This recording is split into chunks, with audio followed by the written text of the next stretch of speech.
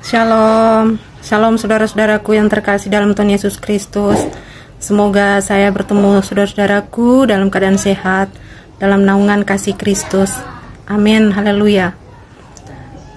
Saya melihat ada pernyataan Daniel Mananta yang menyetujui apa yang dikatakan oleh Ustadz Abdul Somad, khususnya di poin yang kelima menyangkut patung yang di dalamnya ada roh jahatnya. Saya melihat itu dan saya membawakannya dalam doa, dan Roh Kudus mengingatkan saya.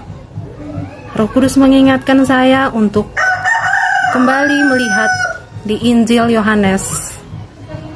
Roh Kudus ingatkan saya di Injil Yohanes pasal 4 ayat 21 sampai 26. Mari saudara-saudaraku kita lihat apa bunyi ayat yang diingatkan oleh Roh Kudus.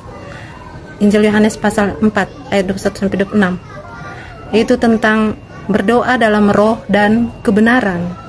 Berdoa dalam roh dan kebenaran. Di situ kata Yesus kepadanya, "Percayalah padaku hai perempuan, saatnya akan tiba bahwa kamu akan menyembah Bapa bukan di gunung itu, bukan di gunung ini dan bukan juga di Yerusalem. Kamu menyembah apa yang tidak kamu kenal? Kamu menyembah apa yang kami menyembah apa yang kami kenal, sebab keselamatan datang dari bangsa Yahudi. Tetapi saatnya akan datang dan sudah tiba sekarang bahwa penyembah-penyembah benar akan menyembah Bapa dalam roh dan kebenaran. Sebab Bapa menghendaki penyembah-penyembah demikian. Allah itu roh, dan barang siapa menyembah Dia harus menyembahnya dalam roh dan kebenaran." Jawab perempuan itu kepadanya, "Aku tahu bahwa Mesias akan datang yang disebut juga Kristus. Apabila ia datang, ia akan memberitakan segala sesuatu kepada kami." Kata Yesus kepada perempuan itu, "Akulah Dia yang sedang berkata-kata dengan engkau." Jadi Yesus sendiri yang berkata-kata dengan perempuan dari Samaria yang tertulis di Injil Yohanes pasal 4 ayat 21 sampai 26. Saya cukup terkejut ketika Roh Kudus mengingatkan saya akan hal ini, yaitu kita harus menyembah Tuhan Allah dengan roh dan kebenaran. Artinya kita berdoa dalam roh dan kebenaran. Sehingga tanpa patung pun kita bisa berdoa dalam roh kita. Karena Allah itu roh, dan roh dengan roh kita dan roh Allah bersekutu dalam doa.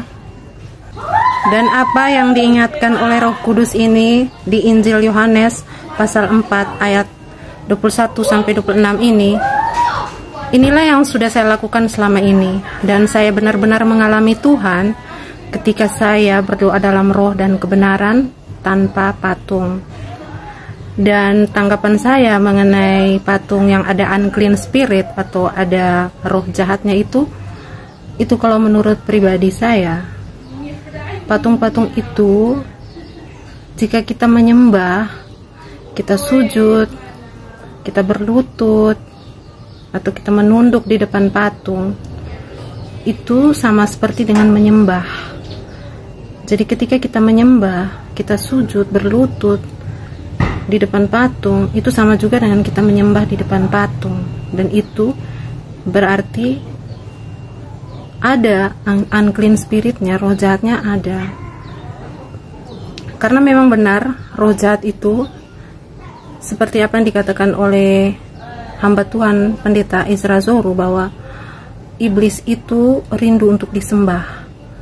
Jadi ketika kita menyembah patung, maka iblis akan datang dan menipu kita lewat patung yang kita sujud sembah kepadanya.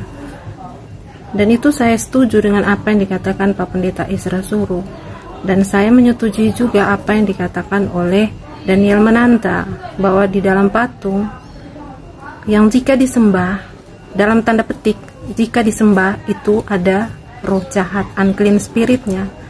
Tapi jika tidak disembah, hanya untuk ukiran, untuk nilai seni, sekedar hiasan, sekedar aksesoris, hanya sekedar pajangan, hiasan, itu tidak ada unclean spiritnya. Tapi jika sudah sampai pada tahap disembah, sujud, berlutut di depan patung, itu sudah ada unclean spiritnya. Makanya mengapa Tuhan melarang untuk membuat patung di kitab Keluaran. Dan juga mengapa Tuhan menyuruh kita, memerintahkan kita. Tuhan Yesus sendiri yang berkata bahwa kita harus berdoa dalam roh dan kebenaran. Karena untuk mencegah hal-hal itu, karena Tuhan lebih tahu. Tuhan itu lebih tahu dan lebih paham untuk di alam rohnya seperti apa. Jadi saya akan menampilkan video dua hamba Tuhan ini yang menyetujui pernyataan dari Daniel Mananta bahwa jika patung itu dibuat dan dalam tanda kutip disembah, itu berarti ada unclean spirit atau roh jahatnya. Saya setuju bahwa dalam patung dalam tanda kutip, jika disembah, jika berlutut, menunduk kepada patung itu, maka betul ada unclean spiritnya, ada roh jahatnya. Maka mengapa Tuhan Yesus mengingatkan kita untuk berdoalah dalam roh dan kebenaran seperti yang tertulis dalam Injil Yohanes pasal 4 ayat 21 sampai 26, yaitu kita harus menyembah dalam roh dan kebenaran. Kita menyembah Bapa di sorga dalam roh dan kebenaran. Karena Tuhan tahu jika kita menyembah di luar dari itu, seperti menyembah patung, maka di alam roh itu ada unclean spiritnya. Yang bisa melihat ke alam roh itu ada unclean spiritnya. Oke, terima kasih saudara-saudaraku yang terkasih dalam Tuhan Yesus Kristus. Semoga kita makin berhikmat, makin bersungguh-sungguh untuk melakukan kebenaran firman Tuhan dalam kehidupan kita sehari-hari, sehingga hidup kita benar-benar dituntun oleh Roh Kudus. Roh Kudus sudah mengingatkan saya tadi pagi saya diingatkan bahwa bukalah di Injil Yohanes pasal 4 ayat 21 sampai 26. Mari kita mendengarkan sama-sama tanggapan dari Pak Pendeta Esra Suru dan seorang pendeta lagi yang saya setujui pendapat mereka dan pandangan mereka secara Kristen, secara iman Kristen. Tuhan Yesus memberkati. Haleluya. Amin. Shalom, shalom. Selamat sore, salam sejahtera bagi kita semua. Kembali lagi buat sahabat RTL Channel. Saya sebagai hamba Tuhan menyatakan setuju dengan pernyataan UAS dan Daniel Mananta. Karena apa yang mereka sampaikan itu sesuai dengan kebenaran firman Tuhan, bahwa adalah merupakan larangan daripada Tuhan. Janganlah engkau membuat patung yang menyerupai apapun. Ini adalah satu perintah dan larangan daripada Tuhan. Apa yang disampaikan oleh Daniel Mananta dan UAS, ini satu kebenaran. Saya menonton banyak konten dari hamba-hamba Tuhan, dari apologet, dari para debaters. Apa yang mereka sampaikan itu kok bertentangan dengan kebenaran ya, bertentangan dengan kebenaran firman Tuhan. Apa karena mereka ingin mencari dukungan dari konten-konten mereka, ingin mendapatkan banyak viewers? Ya, saya tidak tahu. Kalau saya mempelajari dasar argumentasi mereka ini sangat lemah ya. Para apologeter ini banyak dalil-dalil itu yang didasari dari pendapat banyak orang, dari pendapat tokoh-tokoh masa lalu ya. Mereka terlalu banyak baca buku tetapi mengabaikan kebenaran firman Tuhan ya. Ada juga yang menyampaikan dasar daripada firman Tuhan tetapi tidak konteks. Nah, kita akan melihat pada sore hari ini apa sebenarnya yang terjadi ya. Sebenarnya podcast UAS dan Daniel Mananta ini saya melihat banyak yang sudah dipotong ya, banyak yang sudah diedit. Tetapi kalau kita benar-benar memahami secara keseluruhan, sebenarnya ini sangat bagus sekali ya. Sebelumnya itu kan dia sudah sampaikan bahwa kita nggak boleh lagi sebagai orang beriman, sebagai orang Kristen, tidak boleh lagi berhubungan dengan hal-hal yang menyangkut dengan perdukunan, dengan tarot, dengan feng shui, dengan horoskop dan lain-lain ya. Hal-hal yang berhubungan dengan spiritual yang jahat. Ini sebenarnya disebut dengan unclean spirit, seperti yang dikatakan beliau. Kemudian barulah ada pernyataan yang seperti itu, bahwa menurut keyakinannya bahwa di balik patung yang disembah itu ada unclean spirit, ya. Perhatikan baik-baik perkataan daripada Daniel. Dikatakan bahwa ketika patung yang dibuat manusia itu disembah, maka disitulah terjadi satu pelanggaran. Maka disinilah orang melanggar firman Tuhan, ya. Setelah dialog gue dengan Ustadz Abdul Somad, gue banyak mikirin, dan ternyata ini dia 5 hal yang gue setuju dengan Ustadz Abdul Somad. Ini gue gak ngira kalau ternyata dukun itu lagi hits dibicarakan di luar sana dan lagi viral gitu ya. Tapi gue sama Uwas, kita berdua sama-sama setuju. Kenapa banyak banget orang-orang, bahkan di sekeliling gue, bahkan orang-orang yang sudah Kristen sekalipun atau Nasrani gitu ya, bahkan orang-orang yang sudah mengenal Yesus dalam hidupnya, itu lebih berserah sama dukun, ahli feng shui, kartu tarot, astrologi, daripada berserah sama Tuhan. Mereka lebih percaya apa yang tukang ramal bilang ke mereka daripada apa yang Tuhan bilang ke mereka. Jadi gue suka banget statement dari Uwas bahwa dukun itu menggunakan kekuatan gelap, kekuatan setan, bukan kekuatan Tuhan. Jadi saat ini gue pengen ngomong khusus sama orang-orang yang sudah menjadi pengikut Yesus. Lo harus milih satu sih. Lo gak bisa pilih 2, gak bisa pilih 3. Lo harus pilih 1. Kalau misalnya emang benar lo mengikuti Tuhan Yesus, berarti udah tuh gak ada lagi tuh yang namanya astrologi, gak ada lagi yang namanya feng shui atau show, ngeliatin hokinya dari mana, ngelakuin ritual-ritual supaya lu dikasih hoki sama nenek moyang. Udah gak ada lagi. Karena sumber berkat kita itu cuma dari satu, yaitu dari Tuhan Yesus. Yang kelima, ini mungkin sebuah kejutan kali. Ternyata gue juga setuju sama Uwas soal ini. Bahwa kalau gue mungkin sebutnya ada unclean spirit, oke, di patung. Ketika patung yang dibuat oleh manusia disembah, ada unclean spirit, oke, di patung. Ketika patung yang dibuat oleh manusia disembah, itu sebabnya ada larangan daripada firman Tuhan bahwa janganlah engkau membuat bagimu patung yang menyerupai apapun, termasuk salib. Karena inilah yang dicegah oleh Tuhan, di mana seringkali manusia itu mengkultuskan, ya, mengkeramatkan sesuatu dan menjadikan itu satu ilah, menjadikan satu itu sesembahannya dan melupakan Tuhan. Ini berkali-kali, ya. Manusiawi kita memiliki satu kelemahan, di mana ketika hal itu menjadi bagian hidup kita, maka itu akan menjadi ilah bagi kita. Termasuk juga mamon juga, ya. Ada beberapa hamba Tuhan yang mendasari sanggahan mereka, ketidaksetujuan mereka dengan pendapat daripada Daniel, itu mereka mendasari dengan ayat-ayat Alkitab. Malah sesungguhnya itulah yang mendukung, yang lebih menjelaskan kebenaran yang disampaikan oleh Daniel, bahwa ketika patung yang dibuat oleh manusia itu disembah. Nah, ada orang yang memberikan satu argumen, bagaimana dengan tabut perjanjian? Nah, tabut perjanjian yang diperintahkan Tuhan kepada Musa untuk dibuat itu kan di atas itu ada yang namanya kerubium, ya. Jadi ada 2 kerub itu yang berhadap-hadapan. Nah, apakah itu bukan patung? Pertama, kalau kita melihat bahwa ini adalah perintah Tuhan kepada Musa, ya. Kita harus catat benar-benar bahwa ini adalah perintah Tuhan. Dan di dalam Alkitab tidak ada perintah untuk manusia untuk membuat patung dari salib. Tidak ada perintah seperti itu, ya. Yang pertama itu adalah perintah Tuhan. Nah, kalau kita menjadikan satu alasan tabut perjanjian, bagaimana dengan tabut perjanjian? Nah, kita mau ingin jadi Tuhan, apakah kita Tuhan? Ya, kita adalah manusia, dan membuat tabut perjanjian itu adalah perintah Tuhan, ya. Sedangkan membuat patung dari salib itu tidak ada perintah Tuhan. Yang kedua, bahwa tabut itu tidak dibuat untuk disembah, dan bangsa Israel sangat mengetahui itu, ya.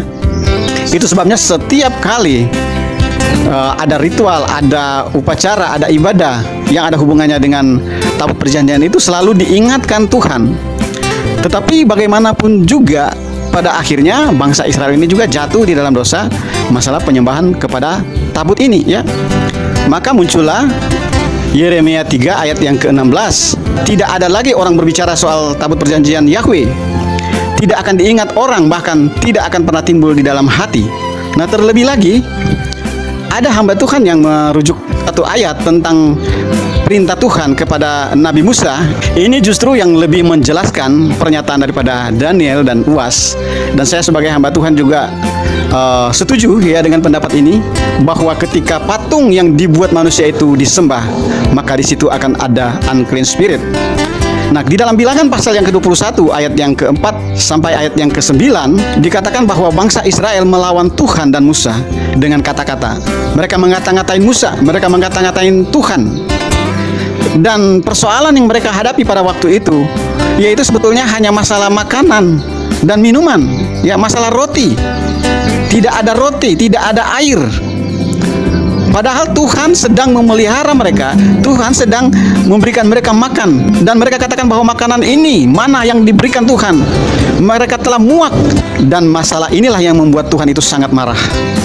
Sehingga Tuhan mengirimkan ular-ular tedung di antara bangsa Israel dan memagut setiap orang, dan banyak yang mati karena dipagut ular. Sehingga yang lainnya itu merasa takut, dan mereka katakan kepada Musa, "Musa, berdoalah bagi kami supaya ular-ular ini tidak membunuh kami."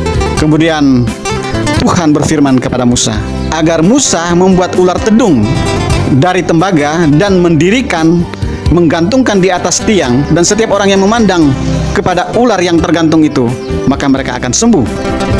Selagi-lagi kita melihat bahwa ini adalah perintah Tuhan, ya.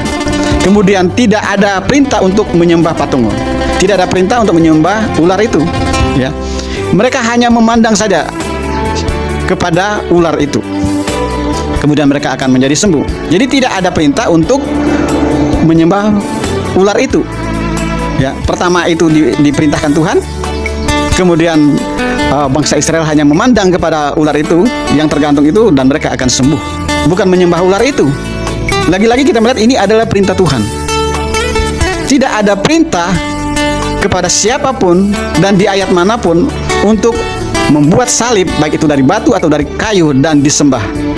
Lagi-lagi saya selalu tekankan bahwa pernyataan daripada Daniel Mananta dan UAS adalah patung. Ada beberapa video yang saya nonton itu sudah dipotong, ya, sehingga pernyataannya menjadi provokatif itu, ya. Pernyataannya menjadi provokatif karena tidak ada kata patungnya di situ, ya. Sama halnya dengan Ahok pada saat dia dimasukkan orang-orang kadrun ke penjara, ya.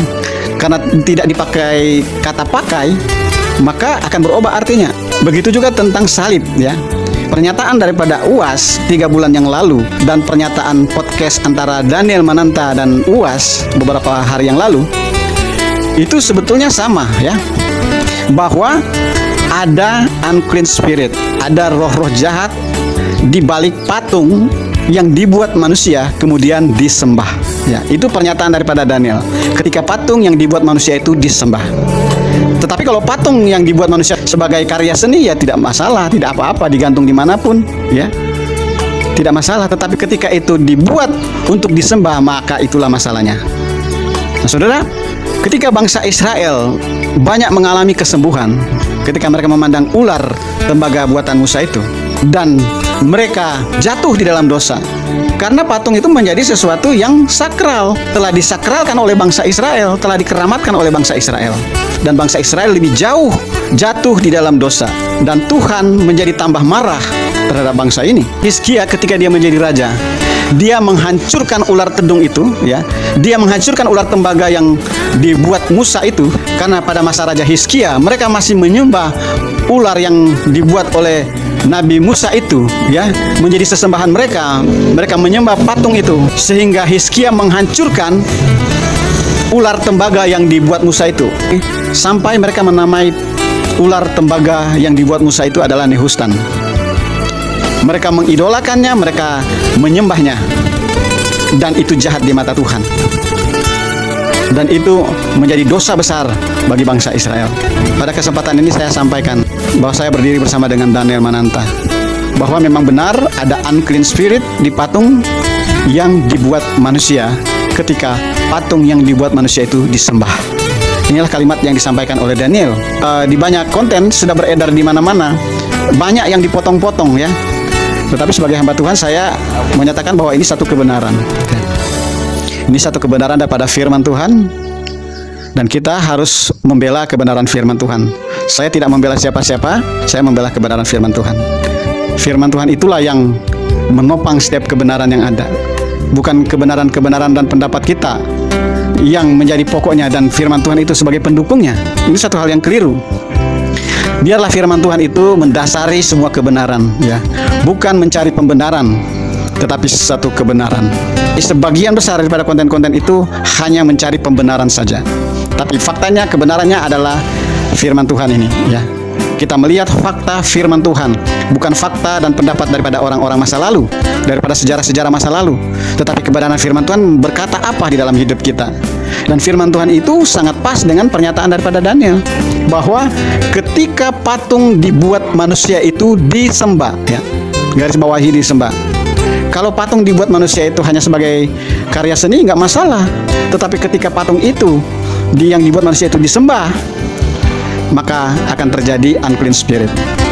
Bukan saja patung, ya, tempat-tempat yang dikeramatkan di gunung-gunung, di rumah-rumah keramat, ya, di pohon-pohon besar, di sungai-sungai besar, di batu-batu besar, ya, dimanapun dan apapun yang kita pakai sebagai sesembahan kita, itulah yang disebut unclean spirit, ya. Di sana ada banyak roh-roh jahat, dan semua orang Kristen tahu itu, ya, bahwa kalau kita menyembah patung, bahwa kalau kita menyembah sesuatu yang bukan Tuhan, ya, maka akan ada banyak unclean spirit yang bercokol, yang bersarang di sana, dan hidupmu akan sial, hidupmu akan hancur. Lebih baik kita ikut saja kebenaran firman Tuhan. Jangan percaya kepada siapapun yang menolak kebenaran firman Tuhan. Setiap kebenaran yang disampaikan bertentangan dengan kebenaran daripada firman Tuhan itu adalah pendapat yang sesat. Sekalipun dia dari kalangan akademisi, itu patut kita tolak. Karena firman Tuhan itulah satu-satunya pegangan kita hari ini yang akan menjamin dan membawa kita kepada keselamatan, bukan pendapat orang. Inilah kebenaran firman Tuhan. Kiranya ini memberkati kita semua dan meluruskan setiap kebenaran daripada firman Tuhan. Ada dua pandangan memang. Ada orang-orang yang menganggap bahwa tidak ada. Di balik patung-patung yang disembah itu tidak ada roh jahat di sana. Kenapa tidak ada roh jahat? Karena mereka mendasarkan pada Habakuk pasal yang ke-2, ayat yang ke-19. Ini saya perlihatkan ayatnya, ya. Habakuk 2 ayat 19, celakalah orang yang berkata kepada sepotong kayu, terjagalah, dan kepada sebuah batu bisu, bangunlah. Jadi tentang penyembahan berhala. Masakan dia itu mengajar? Memang ia bersalutkan emas dan perak, tapi roh tidak ada sama sekali di dalamnya. Nah, gara-gara adanya kata roh tidak ada sama sekali di dalamnya, maka sejumlah pandangan mengatakan bahwa di balik patung-patung berhala itu tidak ada roh jahat di belakangnya.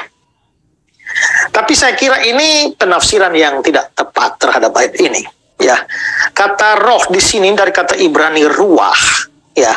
Ruah yang memang bisa berarti roh, tapi juga bisa berarti nafas. Beberapa terjemahan bahasa Inggris itu menggunakan kata nafas. Jadi nafas tidak ada sama sekali di dalam. Jadi maksudnya adalah memang betul bahwa patung itu kan tidak hidup. Jadi dia tidak bernapas. Ya.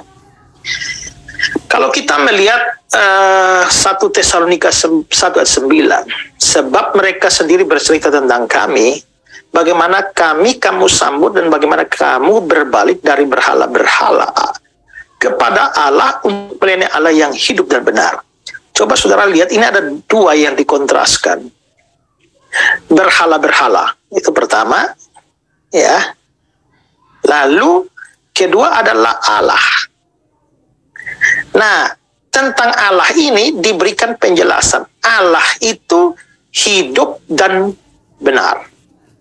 Kalau Allah itu hidup dan benar, kontrasnya berhala-berhala itu mati dan tidak benar atau salah. Jadi ayat itu hanya mau berkata bahwa di balik patung penyembahan berhala itu sebenarnya patungnya mati. Jadi ayat itu tidak boleh diartikan bahwa tidak ada roh jahat di balik itu. Dalam hal ini mungkin tidak mutlak, tapi saya setuju dengan apa yang dikatakan oleh Daniel Mananta itu, bahwa di balik patung-patung penyembahan berhala itu, saya bilang mungkin tidak mutlak, tapi sangat mungkin bahwa ada roh-roh jahat di sana. Karena patung-patung itu disembah. Kalau patung itu disembah, kita tahu bahwa salah satu hal yang paling dirindukan oleh setan itu adalah penyembahan. Ya. Nah, karena itulah dia pernah membujuk Yesus supaya seluruh kerajaan dunia diberikan pada dia asal sujud menyembah dia. Jadi setan itu sangat rindu disembah. Jadi kalau sampai ada patung-patung disembah, nah setan sangat menyukai itu, sehingga sangat mungkin bahwa di balik patung-patung berhala itu memang ada roh jahatnya atau setannya.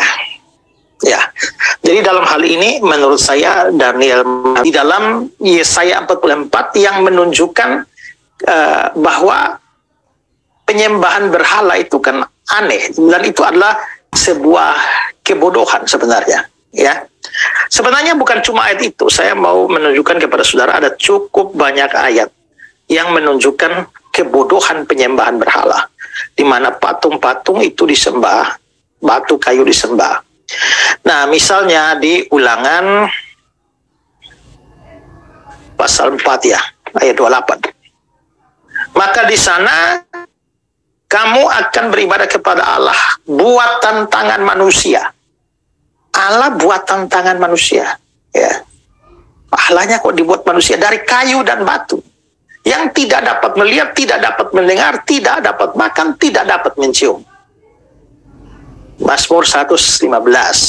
Berhala-berhala mereka adalah perak dan emas buatan tangan manusia, mempunyai mulut tapi tidak dapat berkata-kata, mempunyai mata tapi tidak dapat melihat, mempunyai telinga tapi tidak dapat mendengar, mempunyai hidung tapi tidak dapat mencium, mempunyai tangan tapi tidak dapat meraba-raba, mempunyai kaki tapi tidak dapat berjalan, dan tidak dapat memberi suara dengan kerongkongannya. Seperti itu jadilah orang-orang yang membuatnya dan semua orang yang percaya padanya. Nah, Yeremia Yesaya 28, negerinya penuh dengan berhala-berhala. Mereka sujud menyembah kepada buatan tangannya sendiri dan kepada yang dikerjakan tangannya sendiri. Ini kan bodoh itu ya. Jadi yang dikatakan Daniel Mananta bodoh itu ya memang betul bodoh kalau orang menyembah berhala, menyembah patung-patung. Karena masa tangannya yang membuat patung, lalu dia menyembah apa yang dia buat sendiri? Yeremia 10, berhala itu seperti orang-orang di kebun mentimun, tidak dapat berbicara. Orang harus mengangkatnya sebab tidak dapat melangkah. Jangan takut padanya, sebab berhala itu tidak dapat berbuat jahat dan tidak berbuat baik pun tidak. Nah, lalu ini ayat yang tadi disebutkan oleh Daniel Mananta itu. Orang yang membentuk patung semuanya adalah kesia-siaan, dan barang-barang kesia mereka tidak memberi faedah. Penyembah-penyembah patung tidak melihat dan tidak mengerti apa-apa. Nah, saya lanjut kayak yang saya garis bawahi saja. Jadi ini ada orang ambil kayu, dan kayunya menjadi kayu api bagi manusia, yang memakainya untuk memanaskan dirinya, lagi pula yang menyalakan untuk membakar roti, tapi juga dia membuatnya menjadi Allah, lalu menyembah kepadanya. Dia mengerjakannya menjadi patung, lalu sujud menyembahnya. Tengahnya dibakar dalam api, dan di atasnya dipanggang daging. Lalu dia memakan daging yang dipanggang sampai kenyang. Dia memanaskan diri sambil berkata, aku sudah menjadi panas, aku telah merasakan kepanasan api. Dan sisa kayu itu dikerjakannya menjadi Allah, menjadi patung sembahannya. Dia sujud kepadanya, dia menyembah dan berdoa kepadanya. Katanya, tolonglah aku sebab engkaulah Allahku. Setengahnya sudah kubakar dalam api, dan di atas baranya juga sudah kubakar roti. Sudah kupanggang daging lalu kumakan. Masakan sisanya akan kubuat menjadi dewa kekejian. Masakan aku akan menyembah kayu kering. Nah, jadi itu memang penyembahan berhala, menyembah batu, kayu, ya, patung-patung yang dibuat, itu memang sebuah kebodohan. Nah, hanya jadi soal. Jadi dalam sampai titik itu menurut saya gak ada soal apa yang dikatakan oleh Daniel Mananta. Karena UAS mengatakan bahwa ada jin kafir di balik patung. Sehingga bisa jadi percakapan mereka berlanjut tentang adanya unclean spirit, roh jahat di balik patung. Ya. Dan karena itulah dikatakan kan di bagian awal bahwa dalam hal itu Daniel Mananta setuju dengan Abdul Somad. Kalau memang itu konteksnya, apakah kata-kata itu untuk membenarkan omongan UAS bahwa ada jin kafir di balik patung Yesus. Persoalannya kembali pada apakah patung Yesus itu adalah patung yang disembah. Kalau patung Yesus disembah, dan menurut Daniel Mananta yang juga cocok dengan UAS bahwa ada unclean spirit, ada roh jahat di balik patung itu, ya mungkin saja kayaknya jadi pandangan bahwa di balik patung Yesus itu ada jin kafir atau ada roh jahat. Tapi setahu saya ya, salib sebagai simbol Kristen itu tidak pernah disembah. Ya.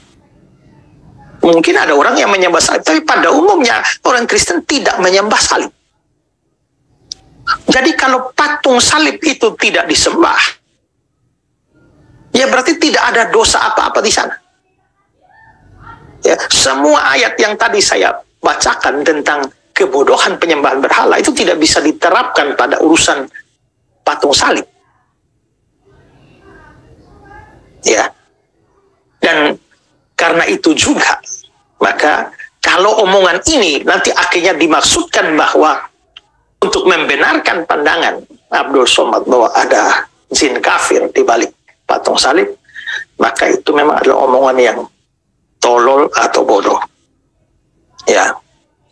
Jadi di sini saya memberikan penilaian yang fair ya terhadap apa yang dikatakan Daniel Mananta ini. Saya setuju pada beberapa bagian, tapi ada dua catatan penting terkait dengan apa yang dia katakan. Saya tidak bisa memastikannya, tapi minimal itu pandangan saya. Ya. Jadi kalau itu memang adalah soal omongan jin kafir di balik patung salib, maka pertama, patung salib tidak pernah dibuat untuk disembah.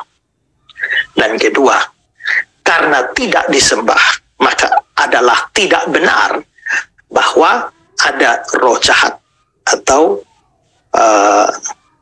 jin kafir di balik salib seperti yang dikatakan oleh Abdul Somad. Ini Abdul Somad ini masalah lama ya, tapi omongan Abdul Somad ini seharusnya sudah merupakan penistaan agama yang harusnya diseret ya ke meja hijau. Tapi ya nggak tahu lah, negara kita ini memang susah juga. Kalau orang Kristen yang ngomong salah sedikit, penistaan agama. Tapi mereka menista bolak-balik, ya. Tapi tetap saja nggak bisa diapa-apakan. Sudah dilapor berulang-ulang juga, ya. Tapi aparat nggak bertindak apa-apa, ya. Nah itu yang seringkali jadi soal. Nah tapi ya sudahlah. Jadi saya di sini tidak terlalu menganggap serius hal ini, tapi karena cukup banyak yang mengajukan pertanyaan pada saya mendengar, sebatas yang saya dengar itu, ya saya memberikan pendapat saya. Oke, demikian pendapat saya. Saya setujui pendapat mereka dan pandangan mereka secara Kristen, secara iman Kristen. Tuhan Yesus memberkati. Haleluya. Amin.